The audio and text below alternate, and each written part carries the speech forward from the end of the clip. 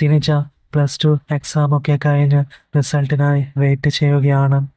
+1 അവൾ ഒരു വിഷയത്തിനൊഴികെ എല്ലാത്തിനും പാസ്സായി. ഒരു വിഷയത്തിന് തോറ്റപ്പോൾ തന്നെ അവൾക്ക് വലിയ ടെൻഷനായിരുന്നു. പിന്നെ അവളുടെ അച്ഛനും. എങ്കിലും വീണ്ടും ആ വിഷയം അവൾ എഴുതിയെടുത്തു. ഇനി +2 ഏതെങ്കിലും സബ്ജക്റ്റിൽ തോൽക്കുമോ എന്ന ടെൻഷൻ അവൾക്കുണ്ട്. അതുമാത്രമല്ല, +2 പാസ്സായാൽ അച്ഛൻ്റെ വക പുതിയ മോഡൽ iPhone 17 ആണ് കിട്ടുക. ഇനി റിസൾട്ടിനായി 3 ദിവസം മാത്രമേ ഉള്ളൂ. അങ്ങനെ ഇരിക്കുമ്പോഴാണ് അച്ഛൻ്റെ മട്ട് മാറിയത്. ഡാഷേ, നീ +2 തോറ്റാലുണ്ടല്ലോ, ഇവിടെ ഇട്ട് പണിയെടുക്കും ഞാൻ. അത് കേട്ടതും സിനിജ ഞെട്ടി. കൂടെ അമ്മയും. സിനിജയുടെ അമ്മയാണ് സുധ. അച്ഛൻ്റെ പേര് രാധാകൃഷ്ണൻ. സുധ പറഞ്ഞു, നിങ്ങൾ എന്താ മനുഷ്യ ഈ പറയുന്നേ? ഇങ്ങനെയൊക്കെയാണോ അവളോട് പറയുന്നേ? അവൾ പാസ്സാവും അല്ലേ മോളെ? അത് കേട്ടപ്പോൾ സിനിജ അമ്മയെ നോക്കി അന്തം വിട്ട് നിന്നു. സുധ, എന്താടി പാസ്സാവില്ലേ? സിനിജ, പാസ്സാകും അമ്മേ, ഉറപ്പില്ലെങ്കിലും അവൾ വെറുതെ പറഞ്ഞു. അച്ഛൻ്റെ പെരുമാറ്റം പെട്ടെന്നിങ്ങനെ മാറാനുള്ള കാരണം വേറൊന്നുമല്ല എന്ന് അവൾക്ക് നന്നായിട്ട് അറിയാം. അയലത്തെ വീട്ടിലെ ബാലൻ അങ്കിളാണ് അതിന് കാരണം. ബാലൻ അങ്കിൾ ആളൊരു പരദൂഷണക്കാരനാണ്. മറ്റുള്ളവർക്ക് നല്ലത് സംഭവിക്കുന്നതൊന്നും അയാൾക്ക് താങ്ങാനാവില്ല. എന്തെങ്കിലും കുത്തിത്തിരിപ്പുണ്ടാക്കി അവരെ ടെൻഷൻ അടിപ്പിക്കും. അതുമാത്രമല്ല, അയാളുടെ മോൻ വിനോദ് പഠിപ്പിസ്റ്റുമാണ്. അതിൻ്റെ അഹങ്കാരവുമുണ്ട് അയാൾക്ക്. അങ്ങനെ +2 റിസൾട്ടിൻ്റെ തലേ ദിവസം രാത്രി വളരെ ടെൻഷൻ അടിച്ച് കിടക്കുകയായിരുന്നു സിനിജ. സമയം 12 മണിയാവുന്നു. പെട്ടെന്നാണ് അവളുടെ മുറിയുടെ കതകിൽ മുട്ടുകേട്ടത്. ഈ സമയത്ത് ഇതാരാണാവോ? അവൾ ചിന്തിച്ചു. പെട്ടെന്നായിരുന്നു ആ ശബ്ദം. സിനിമോളെ. അത് അച്ഛനായിരുന്നു. അവൾ വേഗം കതക് തുറന്നു നോക്കി. അച്ഛൻ്റെ മുഖഭാവമൊക്കെ ആകെ വാടിയിട്ടുണ്ട്. എന്തു പറ്റി അച്ഛാ ഈ രാത്രിയിൽ? എന്താ ഒരു വിഷമം? ഉറങ്ങിയില്ലേ ഇതുവരെ? അച്ഛൻ, ഉറക്കം വന്നില്ല മോളെ. എങ്ങനെ വരാനാ? എപ്പോഴും മോളെക്കുറിച്ചുള്ള ചിന്തയാ. മോള് പാസ്സായില്ലെങ്കിൽ.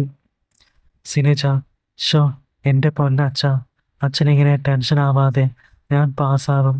പോയി സമാധാനത്തോടെ ഉറങ്ങ്. അച്ഛൻ, അതല്ല മോളെ, വേറൊരു കാര്യമുണ്ട്. ഞാനും അടുത്ത വീട്ടിലെ ആ ബാലനുമായി കവലയിൽ വെച്ച് ഒന്നുടക്കി. അയാൾക്ക് എന്തിൻ്റെ സൂക്കേടാണെന്നറിയില്ല. എന്നെ വല്ലാതെ ദേഷ്യം പിടിപ്പിച്ചു. പിന്നെ സൈകെട്ട് ഞാനും പ്രതികരിച്ചു. അവസാനം ഞാനും അയാളും തമ്മിൽ ഒരു ബെറ്റ് വെച്ചു. നീ +2 തോറ്റാൽ ഞാൻ ഒട്ടയടിക്കുമെന്നും നീ പാസ്സായാൽ അയാൾ ഒട്ടയടിക്കുമെന്നും. അത് കേട്ടപ്പോൾ സിനിജ ഞെട്ടി. സിനിജ, എൻ്റെ പൊന്നച്ഛ, അച്ഛൻ എന്ത് മണ്ടത്തരമായി കാണിച്ചേ? അച്ഛൻ്റെ തലയിൽ കുറേ മുടിയില്ലേ? ബാലൻ അങ്കിൾ കഷണ്ടിയല്ലേ? അയാൾക്ക് ആകെ കുറച്ചല്ലേ മുടിയുള്ളൂ. അയാൾ ഒട്ടയടിച്ചാലും ഇല്ലെങ്കിലും കണക്കാ. അത് കേട്ടപ്പോൾ അച്ഛൻ മുഖം താഴ്ത്തി. മോളെ, അപ്പോഴത്തെ ദേഷ്യത്തിൽ പറ്റിപ്പോയി. ഇത് ഞാൻ പിന്നീടാണ് ഓർത്തത്. എന്തായാലും ബെറ്റ് വെച്ച് പോയി. നീ പാസ്സായേ പറ്റൂ. ഇത് എൻ്റെ അഭിമാനത്തിൻ്റെ പ്രശ്നമാണ്. അതൊക്കെ കേട്ട് സിനിജയുടെ ടെൻഷൻ കൂടി. അച്ഛ, ശരി, പാസ്സാവും. അച്ഛനിപ്പോൾ പോയി ഉറങ്ങ്. ശരി മോളെ. മോൾ കഥ അടച്ചു. അതും പറഞ്ഞ് അയാൾ പോയി. അപ്പോൾ സിനിജയുടെ ടെൻഷൻ കൂടി. ആ ടെൻഷൻ ഒന്ന് കുറക്കാനായിരിക്കണം അവൾ കൈ പതിയെ താഴേക്ക് ചലിപ്പിച്ചു.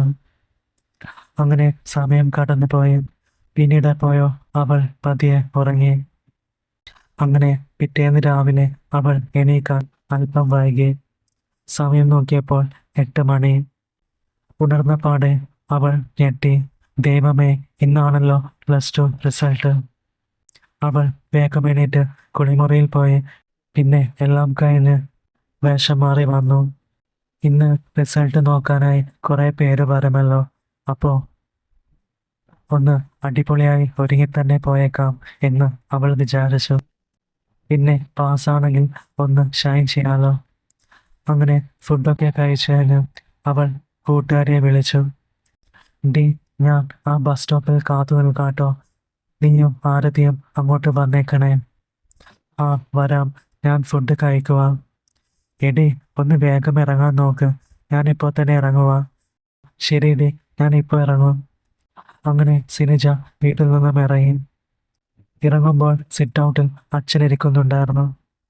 അവൾ അച്ഛൻ്റെ മുഖത്തേക്കൊന്ന് നോക്കി. അപ്പോൾ അച്ഛൻ ആകെ വിഷമിച്ചിരിക്കുവാണ്. അവൾ പറഞ്ഞു, അച്ഛ പോയിട്ട് വരാട്ടോ, പ്രാർത്ഥിക്കണം. അത് കേട്ടപ്പോൾ അയാൾ ഒന്ന് നീട്ടി മോളെ, അല്ലാതെ മുഖത്ത് വേറെ ഒരു ഭാവവും ഉണ്ടായിരുന്നില്ല. അങ്ങനെ അവൾ ഇറങ്ങി. ബസ് സ്റ്റോപ്പിലെത്തിയപ്പോൾ അവളുടെ ഫ്രണ്ട്സൊന്നും എത്തിയിട്ടില്ലായിരുന്നു. അങ്ങനെ അവൾ കുറച്ചു നേരം അവിടെ കാത്തു നിന്നു. അപ്പോൾ അങ്ങോട്ടേക്ക് ബൈക്കിൽ ചുള്ളൻ പയ്യന്മാർ വന്ന് അവളെ വായി നോക്കാൻ തുടങ്ങി. അവൾക്കപ്പോൾ അവന്മാരെ നോക്കാനുള്ള താല്പര്യമൊന്നും ഉണ്ടായിരുന്നില്ല.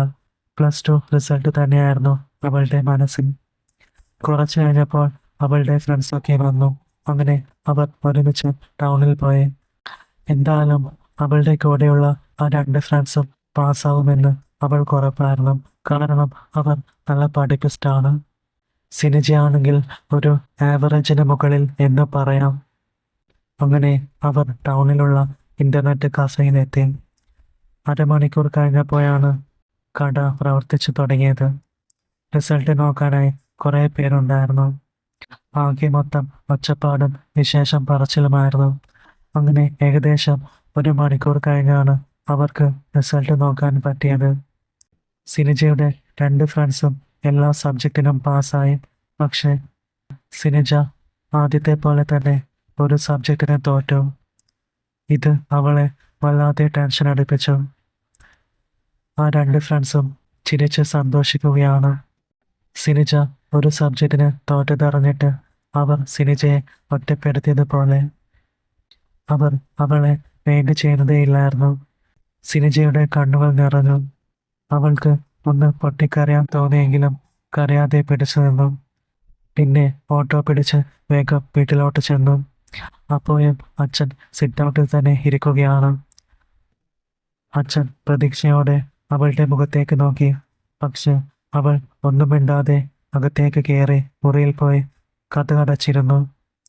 സിനിജയുടെ നിറഞ്ഞ കണ്ണുകളും ഒന്നും മിണ്ടാതെയുള്ള ആ പോക്കം കണ്ടപ്പോൾ അച്ഛന് മനസ്സിലായി അവൾ ഏതോ സബ്ജക്റ്റിന് തോറ്റിട്ടുണ്ടെന്ന്. അയാളുടെ കണ്ണും നിറഞ്ഞു. പെട്ടെന്ന് സുധ അങ്ങോട്ട് വന്നു. സാരമില്ല ഏട്ടാ, നിങ്ങൾ ഇങ്ങനെ വിഷമിക്കേണ്ട. ഇത് ആദ്യമായിട്ടൊന്നുമല്ലല്ലോ നമ്മുടെ മോൾ ഇങ്ങനെ തോൽക്കുന്നത്. അടുത്ത എക്സാമിന് ആ തോറ്റ വിഷയം അവൾ എങ്ങനെയെങ്കിലും പഠിച്ച് പാസ്സായിക്കോളും. അങ്ങനെയാണല്ലോ നമ്മുടെ മോള്. എനിക്കുറപ്പാ അവൾ പാസ്സാവും. അത് കേട്ടപ്പോൾ അയാൾ പറഞ്ഞു, നീ പോയി അവളെ ആശ്വസിപ്പിക്ക്. അവളാകെ ടെൻഷൻ അടിച്ചിരിപ്പായിരിക്കും. അങ്ങനെ സുധ അവളുടെ മുറിയിൽ ചെന്ന് ആശ്വസിപ്പിച്ചു. ഉച്ചയ്ക്ക് ഫുഡ് കഴിക്കാനായി ഹാളിൽ എല്ലാവരും ഇരുന്നു. സിനിജ അച്ഛൻ്റെ മുഖത്തേക്ക് നോക്കിയതേയില്ല. അവൾക്ക് ഭയങ്കര വിഷമവും ചമ്മലുമായിരുന്നു. അച്ഛനാണെങ്കിൽ അവളോട് ഒന്നും മിണ്ടിയതുമില്ല. പിന്നെ അയാൾ വേഗം ഫുഡ് കഴിച്ചത് മതിയാക്കി എണീറ്റു. സുധ ചോദിച്ചു, എന്താ ഏട്ടാ നിങ്ങൾ മതിയാക്കിയത്? കുറച്ചുകൂടെ കഴിക്ക്. പക്ഷെ അയാൾ ഒന്നും മിണ്ടിയില്ല. അയാൾ വേഗം കൈ കഴുകി പിന്നെ ഷർട്ടും എടുത്തിട്ട് വീട്ടിൽ നിന്ന് ഇറങ്ങി. അത് കണ്ടപ്പോൾ സിനിജയ്ക്കും സുധയ്ക്കും വിഷമം തോന്നി. താൻ കാരണം അച്ഛൻ്റെ അഭിമാനം തകർന്നല്ലോ. അച്ഛൻ ഇനി മൊട്ടയടിക്കേണ്ടി വരുമല്ലോ എന്നൊക്കെ ഓർത്ത് സിനിജ ആകെ വിഷമിച്ചു. പെട്ടെന്ന് സിനിജയും ഫുഡ് കഴിച്ചത് മതിയാക്കി എണീറ്റു.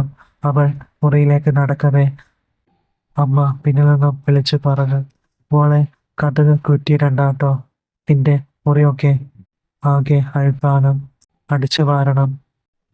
ശരി അമ്മേ എന്ന് പറഞ്ഞ് അവൾ മുറിയിലേക്ക് ചെന്നു. സുധ അങ്ങനെ പറയാൻ കാരണം മോള് വല്ല കടും കൈയും കാണിക്കണ്ട എന്ന് കരുതിയാണ്. അവൾ മുറിയിൽ പോയ ഉടനെ സുധ എണീറ്റ് അവളുടെ മുറിയുടെ അരികിൽ ചെന്ന് നോക്കി. അവൾ കതക് കുറ്റിയിട്ടിട്ടില്ല എന്ന് ഉറപ്പാക്കിയതിനു ശേഷം സുധ അടുക്കളയിലോട്ട് പോയി. ഇതേ സമയം സിനിജ തൻ്റെ കണ്ണീരിൽ കുതിർന്ന തലയിണയിൽ തലവെച്ച് എപ്പോഴും ഉറങ്ങിപ്പോയി. അങ്ങനെ സമയം കടന്നുപോയി. ഏകദേശം ഒരു 4 മണിയായി കാണും. അപ്പോഴാണ് അവളെ ആരോ തട്ടി വിളിക്കുന്നത് പോലെ തോന്നിയത്. പതിയെ കണ്ണു തുറന്നു നോക്കിയപ്പോൾ അവൾ ആകെ അമ്പരന്നു.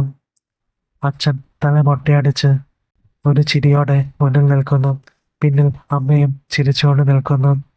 അതുകൊണ്ട് സിനിജയ്ക്ക് ചിരി അടക്കാൻ കഴിഞ്ഞില്ല. അവൾ ചിരിച്ചു. കൂടെ അച്ഛനും അമ്മയും പൊട്ടിച്ചിരിച്ചു.